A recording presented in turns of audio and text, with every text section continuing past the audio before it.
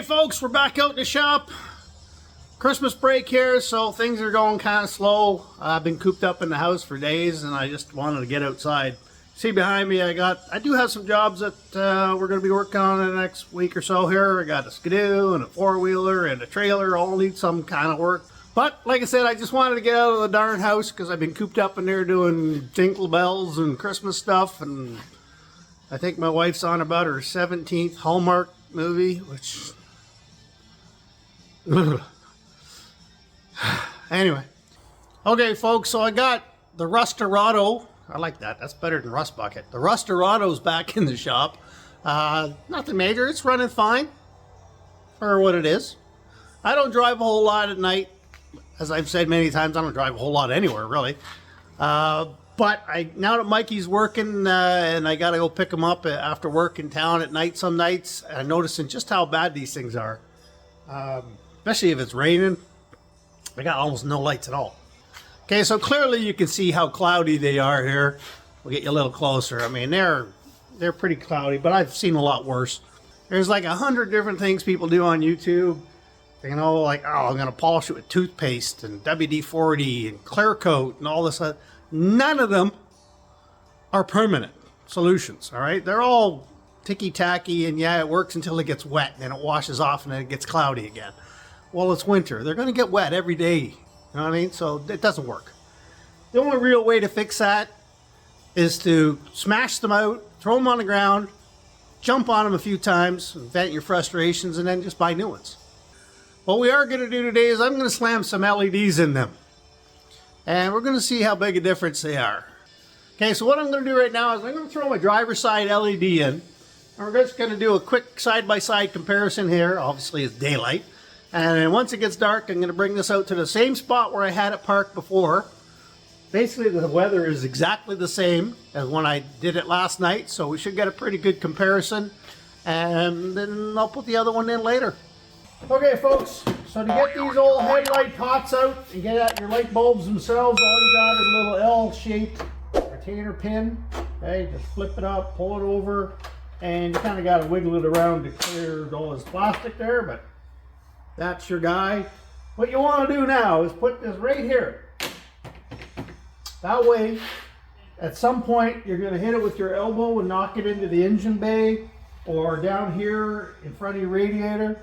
And that way you'll never find it again. Okay, so that's a crucial step right there. After that, just pull your headlight pot out a little bit. Like so. It just comes right out, okay? Then you're going to reach in behind and unscrew your headlights. Counterclockwise. Boop.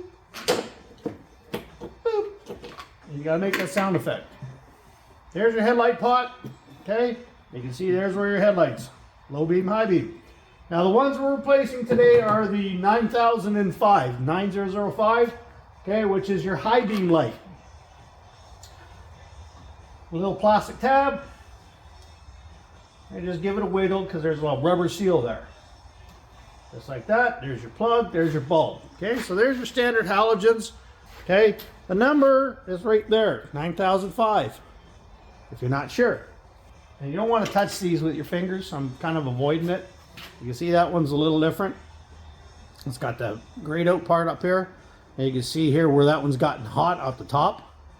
All right, so there's your two different bulbs. And you don't want to touch the glass with your fingers and get oil on them because that'll actually cause them to burn out prematurely. All right, even though they're already dirty. That's your low beam. That's your high beam. The low beam is a 9006. High beam is a 9005.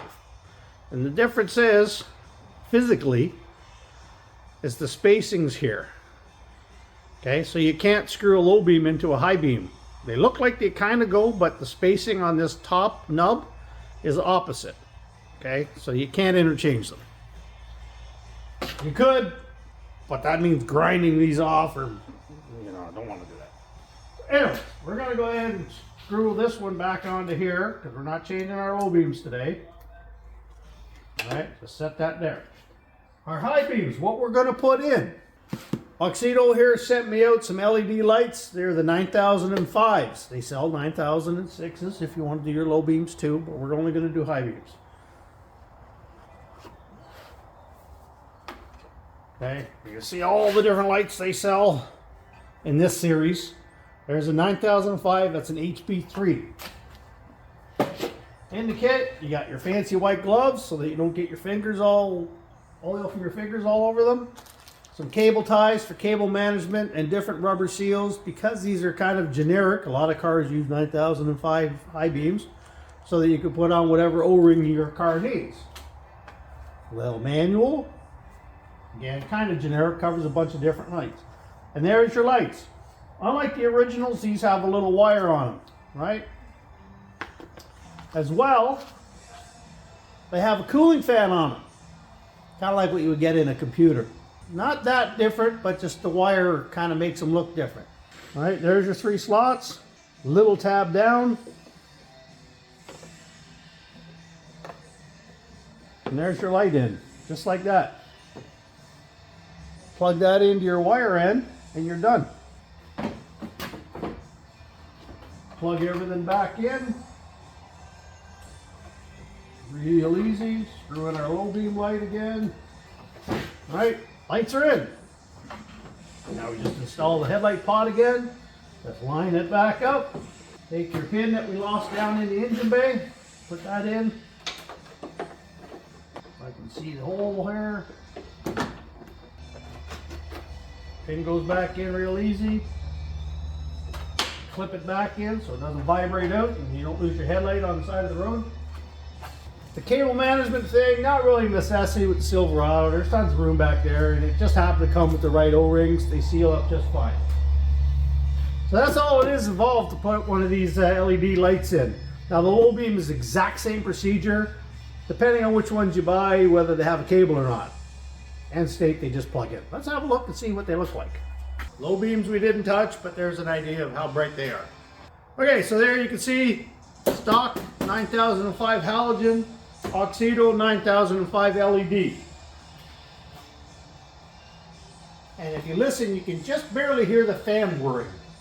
Really interested to know what the difference was with the LED and the low beam, because I mean, let's be honest, that's your primary driving light, but I don't have them. So that light's hitting 80 degrees. This guy, about 36. So we got a 50-degree temperature difference between that light and this light. Now, I live up here in Canada, it's winter. I almost think I want one that's hot to keep the snow melted off my lens. But I guess that's going to have to be something we got to test. That light is definitely running a lot cooler, 50 degrees cooler. That's a lot brighter. So again, what we're going to do is we're going to wait a couple hours till it gets dark. I'm going to take this out, park it in the exact same spot as before, and do a side by side. And then I'm going to put my other light in and do both and see how big of a difference Auxito's lights make on a Silverado, or in my case, a Rustorado. All right, once again, there's low beams, and here's one high beam. You can see the left one is noticeably different than the right. Let's go put the other one in. Low beams with both of my highs. So from here, it's about 450 meters to the highway. You can just see some cars going by.